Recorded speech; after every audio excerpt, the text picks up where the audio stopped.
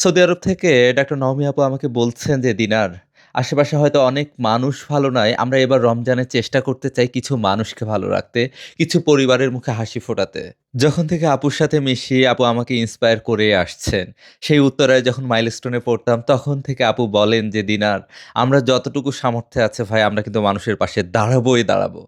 কিছু দুঃখী মানুষের মুখে হাসি ফোটানোর জন্য হলেও আমাদেরকে সফল হতে হবে, অনেক বড় হতে হবে, দেখিয়ে দিতে হবে।"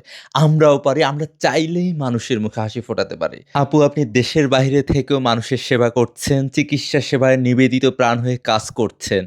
ইনশাআল্লাহ আবারও দেশে ফিরবেন, মানুষের হয়ে কাজ করবেন। আপনার অপেক্ষায় আমরা আছি। আমরা এখন যাচ্ছি সেই মানুষটার মুখে হাসি ফোটাতে যে মানুষটাকে কথা দিয়েছিলাম আমি রমজানের আগে। বলছিলাম যে, "ভাই রোজার ছুটিতে বাড়িতে আসলে আপনার দোকানে কি লাগে আমরা চেষ্টা করব ইনশাআল্লাহ।" তো আজকে সেদিনটা এসেছে আলহামদুলিল্লাহ। আসলে আমরা চাইলে অনেক বড় কিছু করতে পারি না। কিন্তু ছোট, ছোট পরিবর্তনগুলো আমরা কিন্তু করতেই পারি, তাই না? আমি যদি একজনকে মাছ কিনে দেই, ধরেন ওই মাছটা দিয়ে সে পরিবারের সাথে একদিন খাবে। কিন্তু উনাকে যদি বলি, "ভাই এভাবে যদি আপনি মাছ ধরেন তাহলে নিয়মিত কিন্তু আপনি খেতে পারবেন।" ঠিক এমনটাই আমরা করার চেষ্টা করছি এবং সাস্টেইনেবল চেঞ্জ যেন আসে আমাদের কাজগুলোর মধ্যে।